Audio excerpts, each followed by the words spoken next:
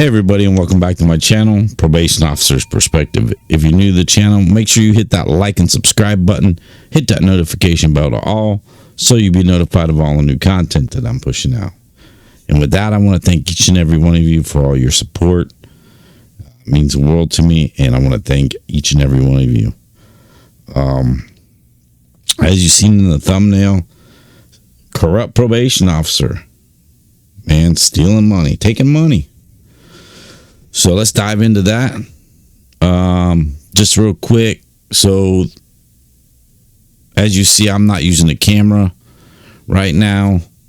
The picture that I have up there is probably what I'm going to use for most of the time right now. Going through, as everybody knows, and I don't want to keep bringing it up, but going through cancer, right now and getting ready to start my treatment. And it's just a self-conscious thing. I'm self-conscious about the way I look, or you know what I mean, right now, and what it's going to look, what I'm going to do. Am I going to do lives? Am I going to do videos from time to time? I have 7 straight weeks, starts here in a week of treatment. And, so there's going to be some changes, but I'm going to take pictures every single day. Probably put together some type of something, but also I wanted to let you guys know this is what I'm going to do. I will probably do lives like this, and then that way I don't have to worry about feeling weird the way I look or anything like that right now, because I've had to have a lot of tests and procedures right now so far before my treatment, and that's just the way. I'm just, like I said, I'm self-conscious, and anyways, this is the way it's going to be for a minute. Again, probably when I'm into my treatment, I will, from time to time go live just the way I am. You know what I mean? But for right now, this is the way I'm going to do it. So hopefully you enjoy the content of the day. Let's dive into this corrupt probation officer. And just so you know, I have not read the whole thing. I read most of it, but there's documentation from, I think it's the DA, that I haven't read through and then it breaks it down, I think, for the indictment, the investigation. But let's dive into it.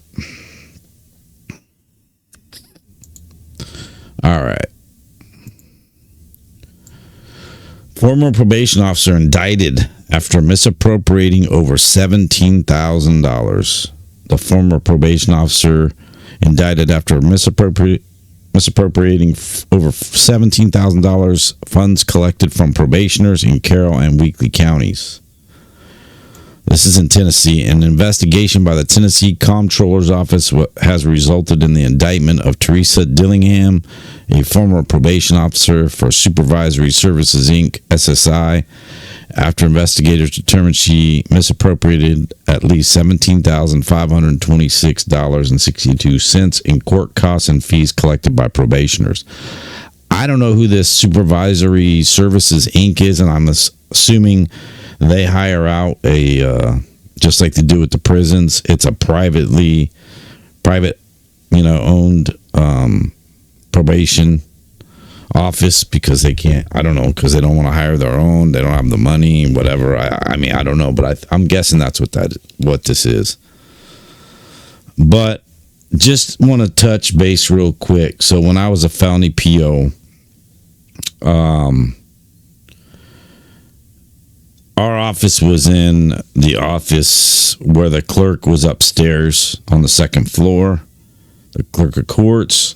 So did we collect money? Yes. That some of them they would send in like a money order, depending on what their status was and how often they reported. And it could go for restitution, court costs, probation fees, or whatever. Now, when they come into the office to see me, and they owe, they're paying on their like I said, restitution or whatever it may be, their court costs, I'd always have them run upstairs to the clerk's office, pay it, get a receipt, bring me back down the receipt. Then I'd make a copy of the receipt and put it in their file. And then you also got to put it in the computer so that gets deducted off of what they owe of all their fees, because we had a program. So you're kind of like an accountant in a way for the probation people that you have on probation, and that way, every time they pay, you're documenting it, putting it in there, and it deducts from what they owe. So they have a lump sum. They have it all lumped together, and then that would come off of what they owe. And some people just owed probation fees every month. Some people owed court costs, fines, whatever it was. Like I said, restitution, whatever. Anyways, let's keep going. Dillingham provided probation services to, this is misdemeanor offenders in Carroll and Weakley counties between July 2023 and August 2024. She accepted payments from probationers, but failed to remit them to the appropriate clerk courts. And that's her right there. A picture of her. Dillingham concealed the misappropriation by falsely updating probationers' records to indicate they had completed their supervision, even though their court payments had not been received by the courts. As a result, some probationers were burdened with unnecessary hardships, including duplicate court costs and fees, fee payments, and unwarranted violations. See, because you're not paying on your court costs, fines, restitution, or whatever, there's a lot of things that can happen. I've talked about this in some of my videos, as far as getting off early, or even just getting off in general, or getting it extended. Has to do with a lot sometimes with it's all about the money, man. It's about the money. A lot of it's about the money. So these people that were on paper, unfortunately, she was not putting the records indicate they had completed their supervision, but the courts would look at the payments, and the payments weren't there, although she in her computer would put that they made their payments. And like it said here, you know what I mean? So then these people are paying double because the court's saying, hey, well, you didn't pay it. And they're saying, yeah, I did. I paid my PO. I gave it to my PO. And then also getting violated for it. So like I said, I didn't like to handle the money. If it's a money order and it's already made out to the clerk of courts, is all good. Mainly in the mail, but normally if they had it in their hand, I would tell them, go ahead and run upstairs, go pay that, come back down with the receipt. You know what I mean? And that's how I used to do it. That way, because I don't like messing with the money, and then having to worry about, oh shoot, I got to run upstairs, and if I was to do every single person I saw, it would be a madhouse, because I'd have to put down if they had cash, how much it was, who it was, their case number, all that crap. So it would just be a big mess. So having them pay it, bringing me the receipt, me putting that in their file, then logging it into their into the computer.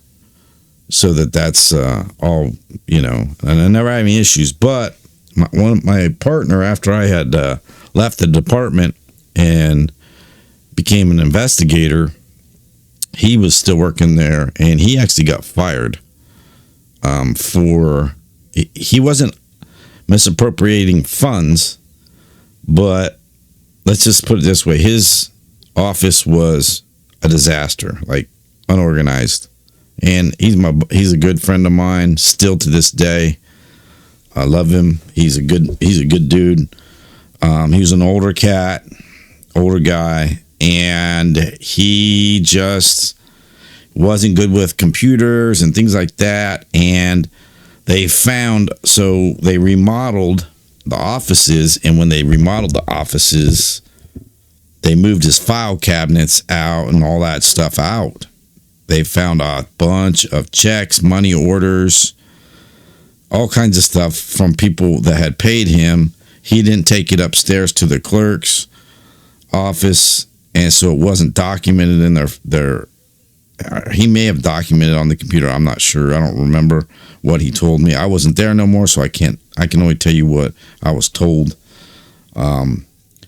But he got fired for it because they found a lot of money, like I said, in money orders and things that were old, maybe a year old, whatever, that weren't put into the system. So let's keep going. In addition to the misappropriated funds, investigators identified $940 in questionable payments that were not remitted to the courts, but could not definitely be traced to Dillingham's personal use. Dillingham resigned from SSI on August 6, 2024. Based on this investigation, in May 2025, the Carroll County Grand Jury indicted Teresa Susan Dillingham for one count of theft over $10,000, one count of official misconduct, and one count of forgery over $10,000. It's vital that courts and their probation service providers maintain strong controls over how funds are collected and remitted, said Comptroller Mumpower. When payments are accepted without issuing receipts and deposits are delayed, the opportunity for fraud increases. And then it just says to view the investigative report, go to this website. So we're going to pull that up. That's next. And we're going to break that down now. So here is the hold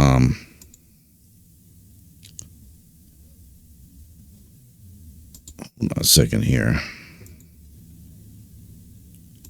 There we go.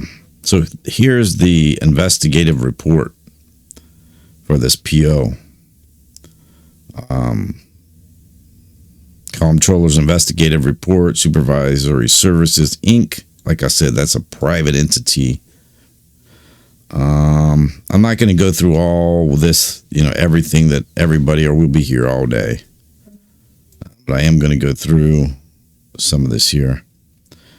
So, officials, the Office of the Comptroller of the Treasury conducted an investigation of selected records of Supervisory Services, Inc., and the results are presented herein. Copies of this report are being forwarded to Governor Bill Lee, the State Attorney General, the District Attorney General of the 24th and 27th Judicial Districts, certain state legislators, and various other interested parties. A copy of the report is available for public inspection in our office, and then it gives a website, which that's what we're looking at now. The Office of Comptroller of the Treasury investigated allegations of malfeasance related to Supervisory Services, Inc., which provides probationary service to Weakley County General Sessions Court and Carroll County General Sessions and Circuit Courts. The investigation was initiated at the request of the DA, the District Attorney General of the 24th Judicial District. The investigation was limited to selected records for the period of July 1st, 2023 through September 30th, 2024. The results of the investigation were communicated with the offices of the district attorneys of the 24th Judicial and 27th Judicial District. Oh, here it is right there, yeah. Supervisory Services, Inc. is a private probation company established in 1992 based in Dresden, Tennessee, with an additional office in Huntington. SSI provides probation services for misdemeanor offenders who are sentenced to supervised probation in both Carroll and Weakley counties. Again, this is in Tennessee. SSI also supervises felony offenders sentenced under judicial diversion. Tennessee Code, I'm going to go through that. We don't care. States that General Sessions Court may use a county, public, or private probation company for supervision of an individuals convicted of misdemeanor crimes. In 1992, Weakley County began utilizing SSI as its probation services provider. And in 1993, Carroll County began using SSI for its probation services. All right, so Teresa Suzanne Dillingham was hired as a probation officer for SSI on April 23rd of 1997. Dillingham was the only probation officer in the Huntingdon office and was responsible for the direct supervision of all probationers from Carroll County as well as some probationers from Weakley County. That's crazy. Private probation departments. I honestly never heard of that one. That one's a new one for me. You know, all the years I've been in, I had never heard of that. Now, private prisons, yes. Private probation, no.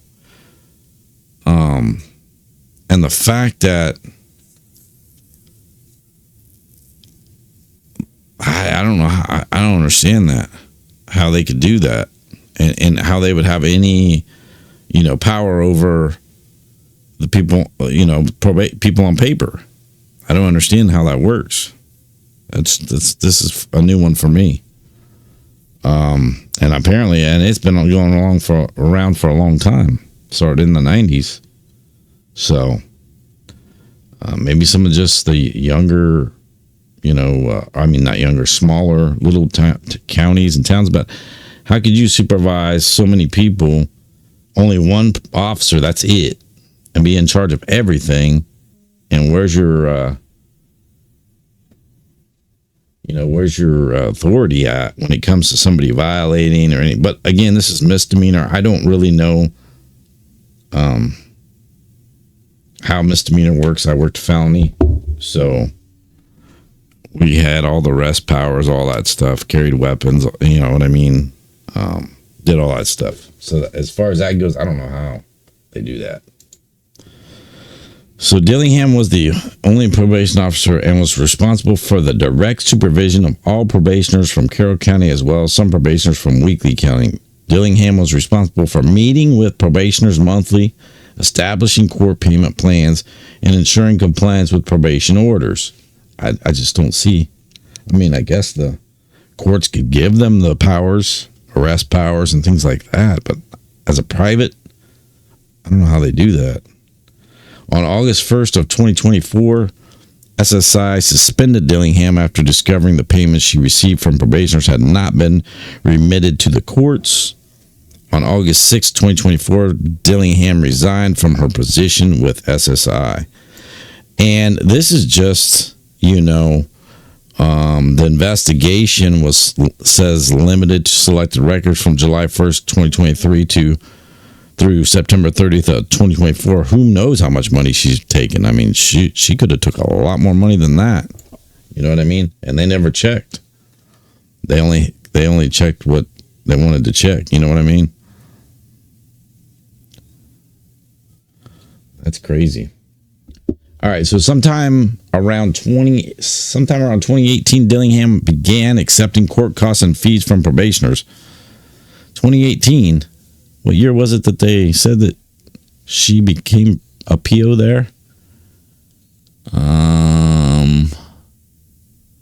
Shoot. I don't remember.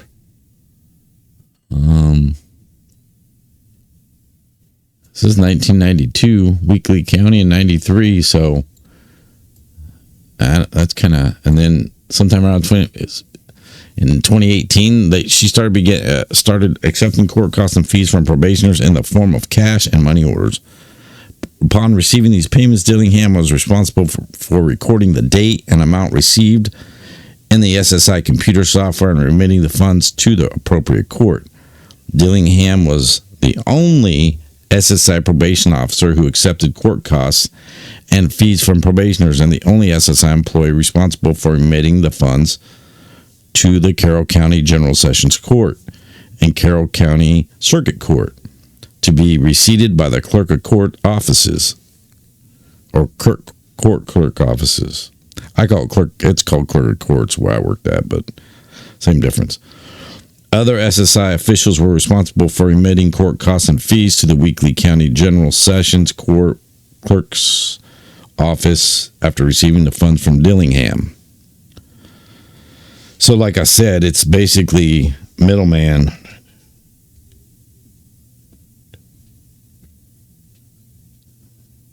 And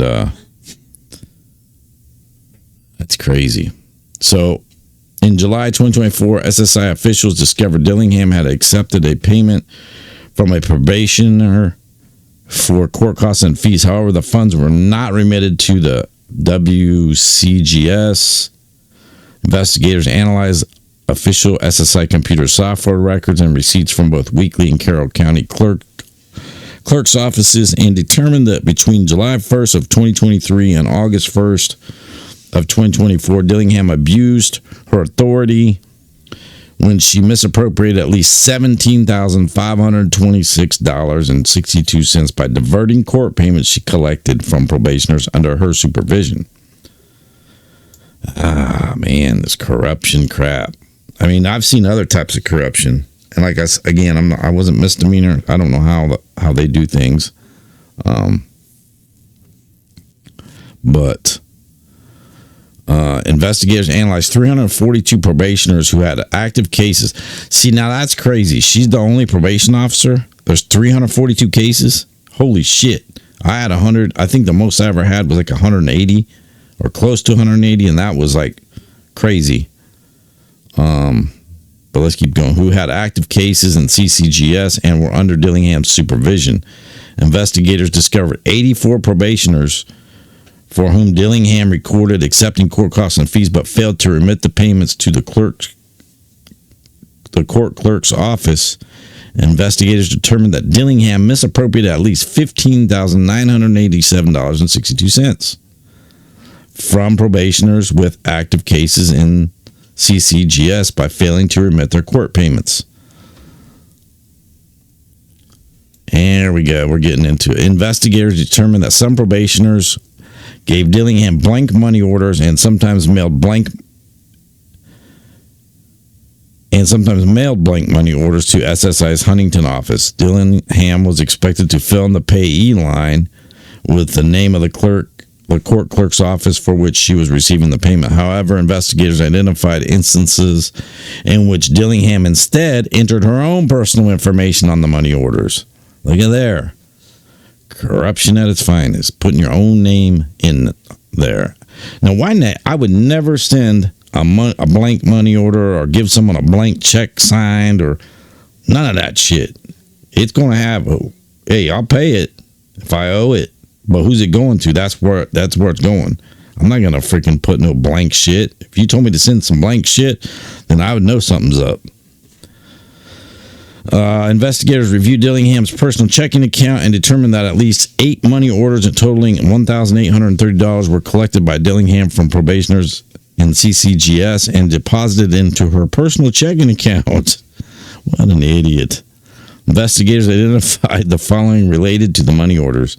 4 had probationers' names and docket numbers handwritten on them, refer to Exhibit 1. 3 had names with the same last name with similar first names as probationers written on them, and 1 had a probationer's address written on it and was signed by the probationer.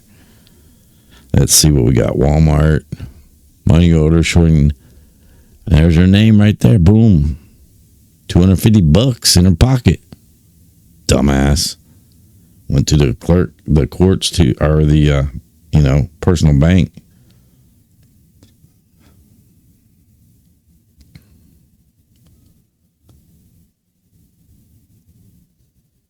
That's crazy.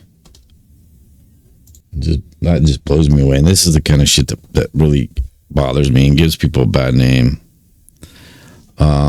Investigators confirmed all 8 probationers had missing payments on or near the respective dates that Dillingham deposited the money orders in her personal account. The amounts on all 8 money orders matched the probationers' missing payments. So here it's saying that she misappropriated $799 in court fees. And then investigators analyzed 23 probationers with active cases in the CCCC and discovered 6 probationers from whom Dillingham recorded accepting court cost fees, but failed to remit the payment to the clerk's office. Investigators determined that Dillingham misappropriated $799 from these probationers by failing to remit the court payments. I want to know where the big money came from. Because right here it says Dillingham misappropriated at least $740 in court costs and fees from a probationer with an active case in Weakley County. Investigators analyzed 37 probationers with active cases in WCGS. These are all different courts. and discovered one probationer with whom Dillingham recorded accepting court costs and fees but failed to remit the payment to the court clerk's office. Investigators determined that Dillingham misappropriated at least $740 from the probationer that's just one person, to remit their court payment, since all probationers under Dillingham's supervision had their appointments at the Huntingdon office. Investigators confirmed that the misappropriation occurred in Carroll County.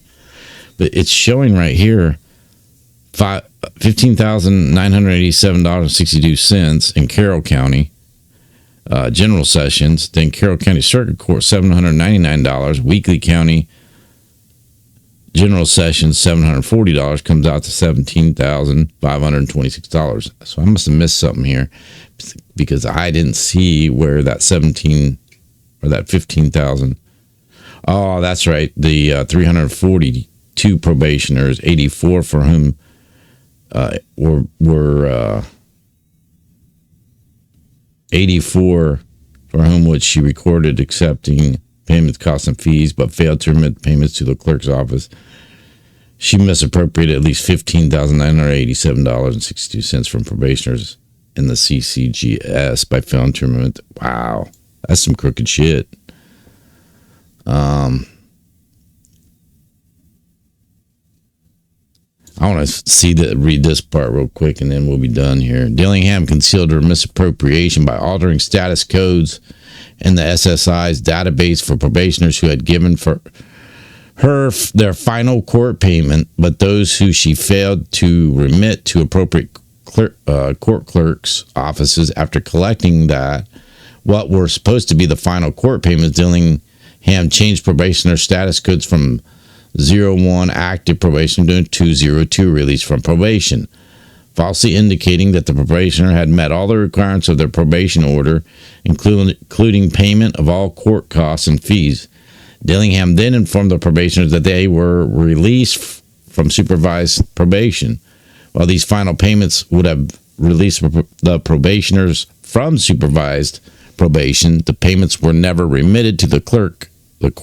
I'm just going to say clerk court's offices. As a result, probationers who were already victimized by the misappropriations were burdened with an additional undue hardship, such as duplicate court costs, fee payments, and unwarranted probation violations.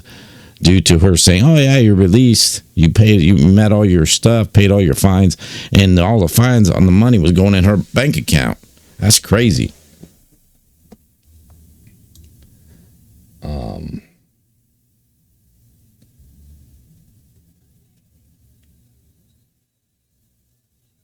I'm trying to read through here to see if there's anything else. Dillingham concealed her misappropriation by altering status codes. I already said that one. Investigators identified $940 in questionable funds that were not remitted to the courts. Okay, we don't have to go through. I don't want to go through all these little tiny lines with you guys. The $60 missing payment, $150 questionable payment. Let's get down here and see what it has to say. On May 5th, 2025, the Carroll County Grand Jury indicted. May 5th, 2025, the Carroll County Grand Jury indicted Teresa Susan Dillingham on one count of theft over $10,000, one count of official misconduct, and one count of forgery over $10,000. And they'll probably give her probation. She needs to go to prison. The charges and allegations contained in the indictment were merely accusations of criminal conduct and not evidence. The defendant is presumed innocent unless and until proven guilty beyond a reasonable doubt and convicted through due process of law. So that makes no sense. They got their investigation and found all this money. It says here, though, I don't know how they can get an indictment. The charges and allegations contained in the indictment are merely accusations of criminal conduct. No, they're not. It's facts. If they got the facts, like I just read, then they got the facts. Our investigation revealed deficiencies in internal control and compliance, some of which contributed to Dillingham's ability to perpetrate her misappropriation with prompt detection. These deficiencies included Deficiency 1, Weakley and Carroll County courts did not have a contract with SSI. They just said they had a contract since the early 90s. Now they don't have a contract with them. Let's get into that. Private probation services operated within the criminal justice system and thus provided a vital governmental function, but the nature of their work and the fee structure they employ can, in times, provide opportunities for overreach and abuse. To avoid such problems, the nature and extent of their authority and duties, especially as they relate to supervision of probationers and collection of funds, should be clearly defined in writing issued by the courts in which they are working. Neither Weakley nor Carroll County courts had a written contract with SSI. Sound business practices dictate that business services be documented by written agreements to clearly define services provided. The failure to establish an official contract increases the risk of the counties incurring additional and unnecessary costs and liabilities associated with unauthorized business activities. Now, see, that doesn't make any sense. They're saying they didn't have a contract with them, but yet they did, from what I read earlier. Now, if they didn't have a contract, how in the hell did this woman be the head of probation, basically, and take this money, and she was able to do this and keep tabs on everybody in the computer system as far as their fines, court costs, things of that nature, if they didn't have anything with her? Had no written contract. How's that possible? What, they just did a handshake deal? I mean, she gonna get off now. She probably gonna get off now that I read that. That's crazy. So, deficiency 2, SSI did not issue receipts for court costs and fees. The SSI did not issue receipts for when collecting court payments from probationers. Sound business practices dictate the official receipts should be issued for all collections. Receipts should be issued in duplicate and copy retained, and receipts should be pre-numbered and consecutively in a well-bound book or automated records. The failure to issue receipts for all collections weakens internal controls over collections and increases the risk of fraud and misappropriation. Well, no shit. Funds collected by the SSI were not deposited within 3 days of collection. Tennessee Code and 656.111 requires public funds to be deposited within 3 days of collection. SSI acted as an agent of the courts when collecting court payments from probationers. Investigators noted instances where payments collected were not remitted to the applicable clerk of court's office for a month or longer. Dillingham's failure to remit the funds within 3 days resulted in the clerk of courts not being able to deposit the funds in a timely manner. The delay in depositing funds weakens internal controls over collections and increases the risk of fraud and misappropriation. SSI officials indicated they have corrected and intend to correct these deficiencies. And that's it. That blows me away. How is that possible? I don't see how that's possible. They didn't have a written contract. They didn't have to do it, but yeah, right here it's stating that these courts gave them the right. I don't know. I'm confused, dude. This is confusing. Bottom line is she stole. I feel bad for the people that are on paper that paid. Hopefully justice is served on her part, and hopefully nobody got. Obviously they did. Got picked up, maybe a warrant issued for not paying court fines and whatnot. That's ridiculous, man. Anyways, this is corruption at its finest. This is the first time I've ever come across probation corruption as far as finding money like this, where she's just putting the money in her own personal account, not turning it into the clerk of courts. I've never come across a